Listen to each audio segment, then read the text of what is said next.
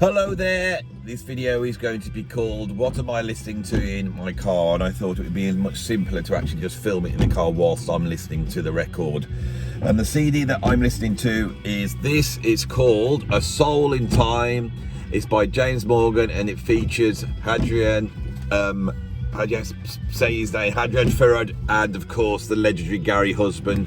I'm just going to drive somewhere and I'll park up and then we'll have a chat, but have a listen to this. This is something else.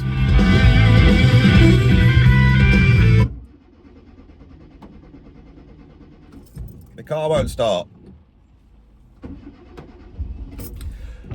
Come on. Thank God for that. Right.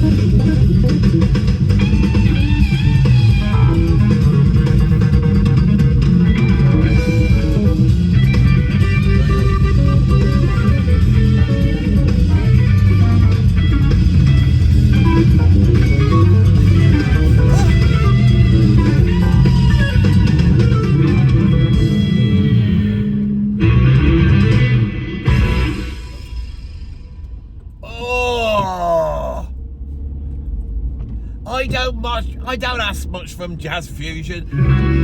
Shut up. I don't ask much, so I'm talking now.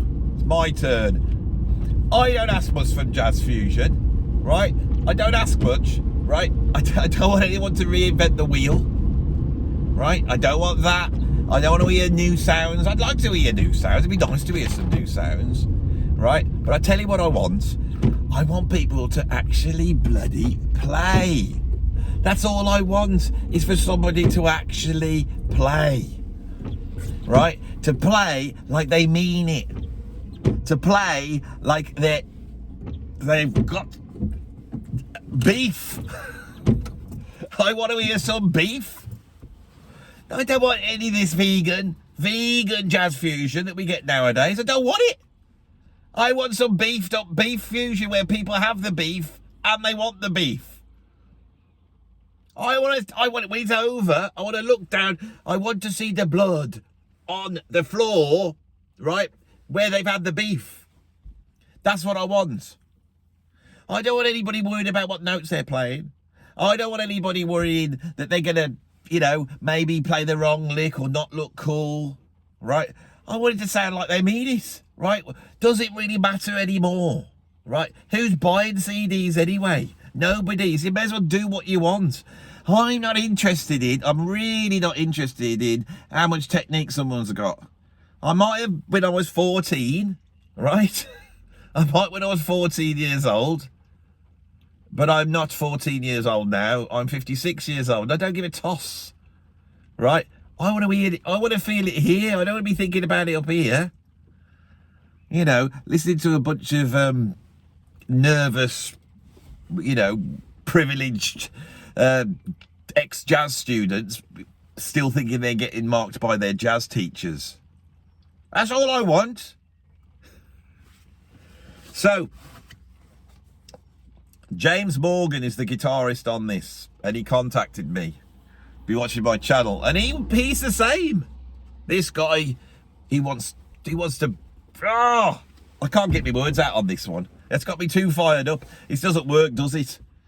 If I've listened to the jazz fusion, if I've listened to some fiery jazz fusion, then I can't get my words out. Come on, get your act together, Andy. Right, so James Morgan contacted me. He's been watching my channel. And he said, I'm in complete agreement with you. I want to hear some fire. I want to hear that stuff, that little period of jazz rock, not fusion, jazz rock that runs from about 1970 to about 75 when people were really playing.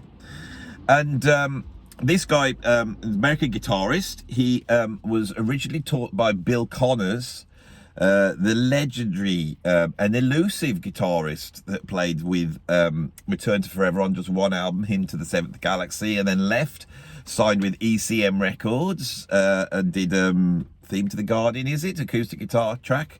And then later reappeared in the 1980s, sounding very similar to Alan Holdsworth. Also, he played some incredible guitar playing on one of my favourite jazz rock albums, which burns, which is Stanley Clarke's second self-titled Stanley Clarke album, right?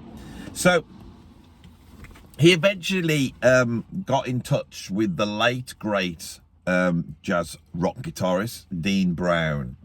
Now, Dean Brown I first knew when he sort of came to prominence in the early 80s, playing in the Billy Cobham Band. He's played with the Brecker Brothers, big session guy, and I think last year it was he was fighting cancer, and he sadly lost that battle, and it was a real shame because Dean was something else. I can remember going to see Billy Cobham in Switzerland, and Billy's my idol, but the thing that blew me away was Dean Brown, that was not only playing these incredible guitar solos, but was like twitching and kicking, and the music possessed him. This is what we want about, you see. Bill Connors and Dean Brown, the spirit of these guitarists. Bill Connors is still alive, so I'm not saying he's an actual ghost or anything, but I'm saying the spirit, as in the spirit of their playing, is on this album. Dean Brown sort of turned round to this is the last album Dean Brown was involved in. He's produced this album, and then it was passed over to two incredible players on here, which is Hadrian Feraud. I do apologise, Hadrian. I got caught out. Of course, I know who Hadrian Feraud is. Hadrian Feraud is one of the most fiery, technical, bonkers bass players on the planet, and on drums and keyboards, right, was Gary Husband. Now, I just love Gary's playing. I love his drumming, and I love his keyboard work.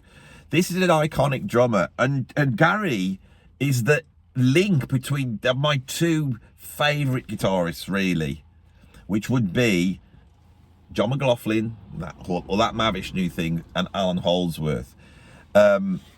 He is currently playing, or he was up till quite recently playing keyboards with John McLaughlin, and John McLaughlin has been really leaning on Gary because he's such an incredible musician. Of course, name me a great keyboardist that doesn't play the drums. Go on.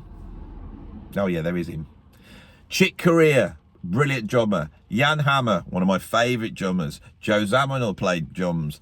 Keith Jarrett plays drums. I feel that it's the rhythmical aspect of the note choice. And Gary Husband's an absolute genius of this. I don't just like him. I just, oh, Gary's a good keyboard player for a drummer. It's not like that. I really love Gary's keyboard playing. He knows what he's doing, right? His note placement, his phrasing, his control, and he's not going for the usual licks. And he's got an incredible palette of sounds. He really knows how to use the keyboards. Of course, his drumming, which is somewhere between Billy Cobham and Tony Williams. But it's Gary Husband. You've got to remember, Gary Husband is... Alan Holdsworth found his voice because of Gary, right? One of the greatest guitarists, probably the greatest guitarist who's ever lived, found his voice because of Gary. Gary is a British drummer. He's a British jazz musician, right? And this is why I get so annoyed about where jazz comes from and who invented it and all that. It's that, you know, it's like he plays jazz. He's a master jazz musician. He's from the UK. We do have some amazing players. And the sort of snottiness of the British jazz scene, and then the sort of over in Americanness of the American jazz scene, which means that some of these players don't get noticed. The really great players that the UK has produced, the ones that do go on to play with international stars, don't get the credit they should do. Gary is one of them. So this is what we have on this album here. It's the link's down below. Go and grab a copy of it. There is also a couple of guests on here. We've got Eric Marienthal on sax, another legend. He's on one track, and Joey De Leon is on percussion on the track I just played you, which is called Samba Sky. And as you heard when I just played it, you just heard it yourself. I played it. I'm hoping it doesn't get blocked for copyright. But this is a fiery album. There's certain bits here every now and then where it does traverse a little bit over to the you know, the sort of Chick Corea electric band, which I don't mind. But there's certain moments, especially on the first track and the last track, where they are flying, and it's very seldom I hear someone playing like that. Now, one of the things that's interesting here is the balance of main soloists, because you've got Gary Husband and you've got James. Gary Husband is an absolute master musician. He's completely in control. James Morgan, and I hope he doesn't mind me saying this, I've been listening to him, he does not sound in control. He sounds like he's right on the edge. You know, he sounds like he's right up against it. And who wouldn't be playing in a band with Hadrian Feraud and Gary Husband? And that ignites his playing. And I feel like it can fall apart at any moment in time. I don't feel like he's there trying to show off his chops. I feel like he's there trying to get to the very, you know, substance of music, the thing that's right in the middle of it, the heart of it. And I enjoy listening to that. It's very, very exciting. And then Gary's fiery, but he's in control. He's a master musician. We're all different, aren't we? We're all different. And people forget this. Everyone's so blanded out now. This is not, I'm sure I've sold this to you, but that's what I'm listening to in my car today, is A Soul in Time by James Morgan. And it's a self-release. It's on Guitar One Records. It's come out, I think, a month ago or something like that. I will hold it up here like that, so you've got a copy of it. I'm sat in my car. As you can see, it's a miserable day here. It's rainy, it's horrible. Oh, and I'm actually blocking someone's drive as well. And someone's just moved, so I'm just going to move the car forward. Hopefully it will start this time. I've gone to collect my weekly allowance of jazz rock. You know, once a day I have to pull up here. I'm outside the Castle of Jazz. And I'm waiting them to bring it to me, the next allotment of jazz rock. And at the moment, it's this. If you want to know what else I've got in my car, because there might be a few of these cropping up, this is what I'm listening to. My main listening is in the car, but I have recently set up a turntable.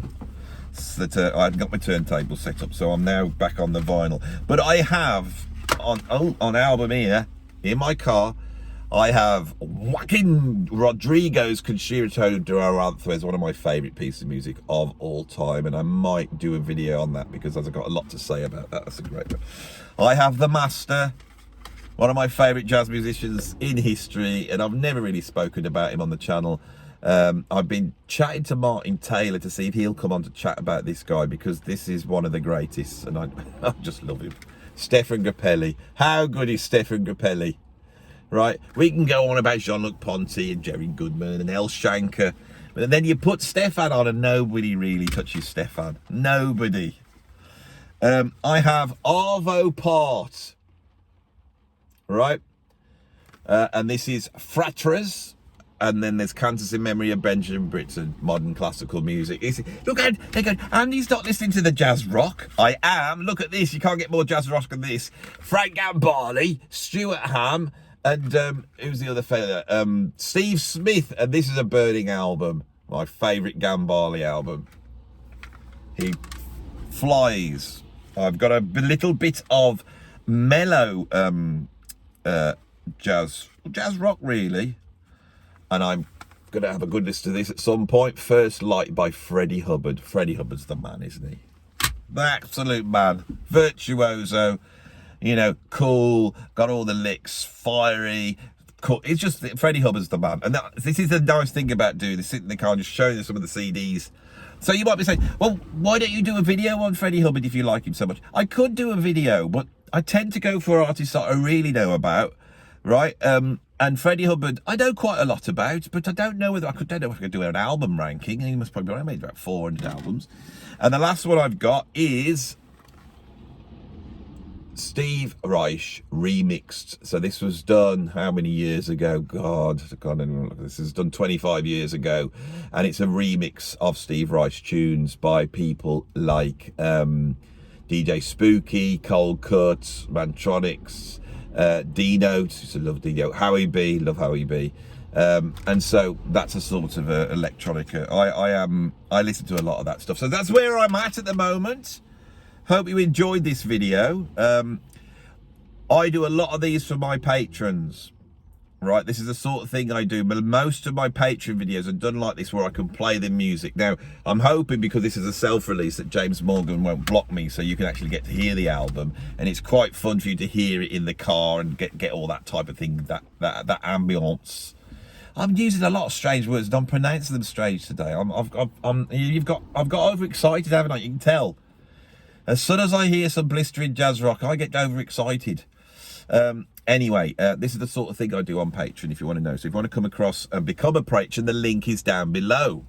But if you don't want to do that, you can drop some money into my PayPal tip jar. That's down below. All the links are there. But if you don't want to help me out financially, and I don't blame you, you know, looking at the quality of what I actually deliver here. But if you don't, please drop a like on it. It helps me. It helps the world. Stick a like on it. Subscribe to the channel, and it will allow me to do more of this stupidity, right? And you'll be able to see the many moves of Andy. I got a split headache at the moment, an absolute split headache, and I thought, well, I've got to do this drive. I've got to go park up here and wait here. So I thought, well, I'll do this now. And so it's a mixture of having a split headache and then having that adrenaline surge of hearing some proper jazz rock. You know, shall we have some more? Shall we finish off with a little bit more? Go on. Very Mavish.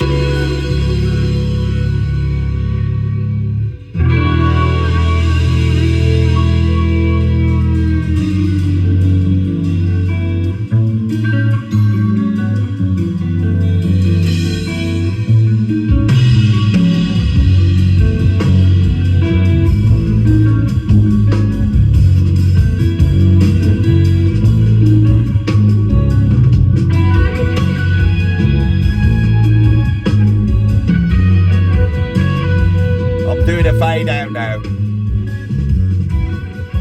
If you see a fade out on my channel, it's been done in a video editor, but I can't be asked to do that, so I'm going to sort of fade that out and then just slowly just obscure the camera.